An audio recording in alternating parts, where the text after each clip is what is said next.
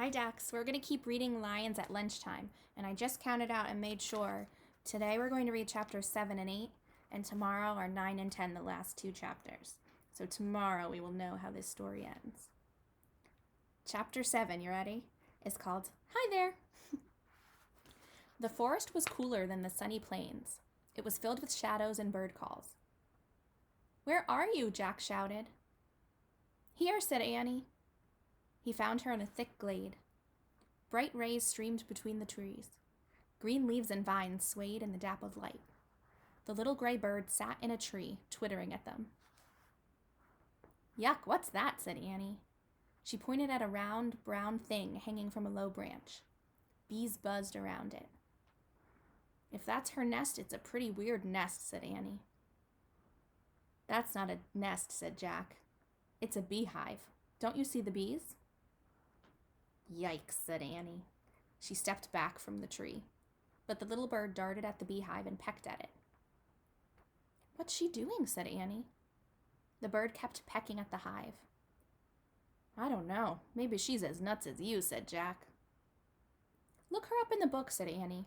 See if it says she's nuts. Are you kidding? Said Jack. That nutty bird isn't going to be in this book.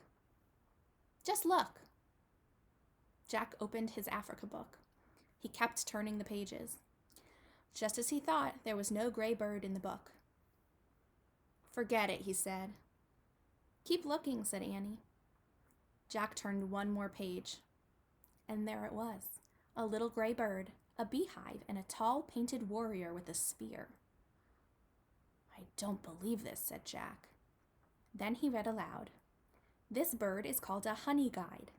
It's both a friend and a helper to the Maasai people, an African tribe known for their fierce fighting skills and bravery.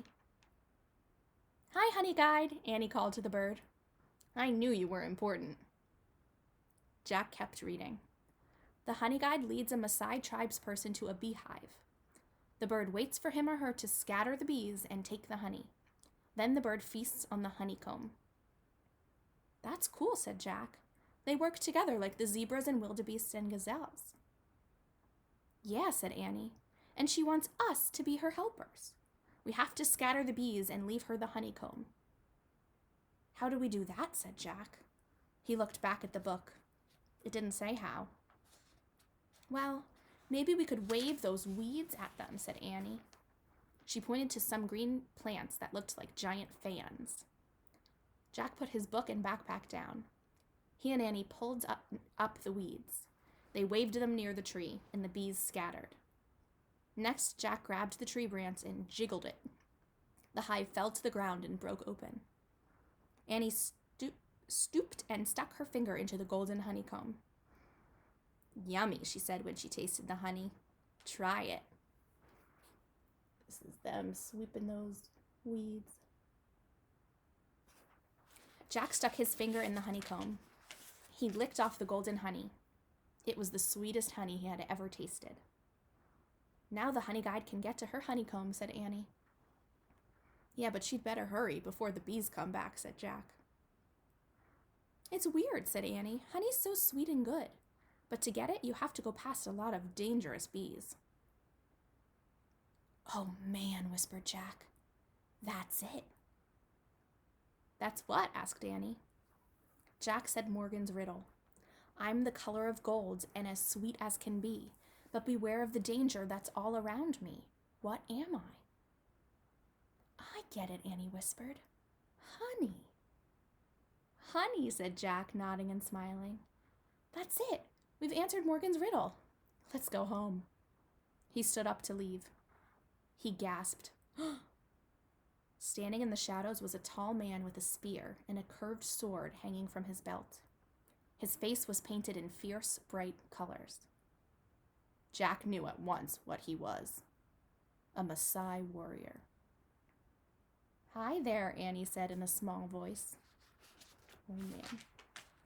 Chapter 8. Yum. The warrior stared back at Jack and Annie. We were helping one of your honey guides, said Annie. The warrior was as still as a statue. We didn't mean to steal anything, Jack said. In fact, it's all yours. We've had enough. Lots of good honey still there, Annie said, smiling. The warrior narrowed his eyes. Is he angry, Jack wondered. I'm sorry we were trespassing, said Jack. We come in peace. In fact, we bring gifts. He picked up his backpack and held it out to the warrior. The warrior still didn't move. This? Jack held up his book. Nothing. Jack reached into his pack. He pulled out the big jar of peanut butter. Peanut butter! He pulled out the loaf of bread. Bread! Hey, how about a peanut butter and honey sandwich? Yum, Annie said, watching the warrior. The warrior stared at the food. We'll show you, said Jack. As Jack unwrapped the bread, his hands shook. He was nervous. Annie opened the jar. We don't have anything to spread it with, she said. Use your fingers, said Jack. Excuse me, Annie said to the warrior. I have to use my fingers, but they're pretty clean. An elephant Just do it, Annie, said Jack. Okay. She spread the peanut butter onto a slice of bread with her fingers. At the same time, Jack spread the honey from the beehive on another slice. Jack and Annie put their pieces of bread together. Ta-da, said Annie, handing the sandwich to the warrior.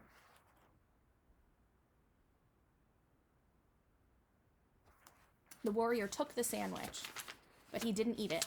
He just looked at it. Let's make sandwiches for us too, Jack said, so he doesn't have to eat alone. They quickly made 2 more sandwiches. See, like this, said Annie. She bit into her sandwich. Yum. Jack took a bite too. He said. It was really good. Finally, the warrior bit into his sandwich. He chewed slowly. This is called a picnic, said Annie. They ate their sandwiches in silence. When they finished, Jack screwed the lid back on the peanut butter jar. Not bad, huh? He said. The warrior smiled. He had a kind, dignified smile. Jack and Annie smiled back at him. Then the warrior turned gracefully and vanished into the trees. Oh man, said Jack. Part of him wanted to follow the silent warrior through the shadowy forest. Ready? Annie said softly. Jack nodded. Annie started to go. Wait, said Jack. He put away the peanut butter and bread. We're going back to the treehouse, right? We're not going to do anything silly like rescue anything or chase birds, right? Those things aren't silly, said Annie. Don't forget that the bird gave us the answer to the riddle. Oh, right, said Jack. He looked at the little honey guide. She was on the ground, pecking at the honeycomb. Thanks, Jack said to the bird. Have a good feast, said Annie. Jack put on his pack. Then he and Annie started out of the forest. When they passed the pond, they saw the elephant still splashing in the water. He lifted his trunk. He seemed to be waving at them. See ya, Annie shouted, waving back. They rounded the bend in the river, then started through the tall grass. As they walked back toward the treehouse, they saw the wildebeest in the distance. There were still some crossing the river. They saw a family of zebras grazing together. They saw lone giraffes walking from tree to tree, eating the leaves. And they saw a bunch of lions sleeping in the shade of a tree. The same tree that the treehouse was in. Whoops, said Annie.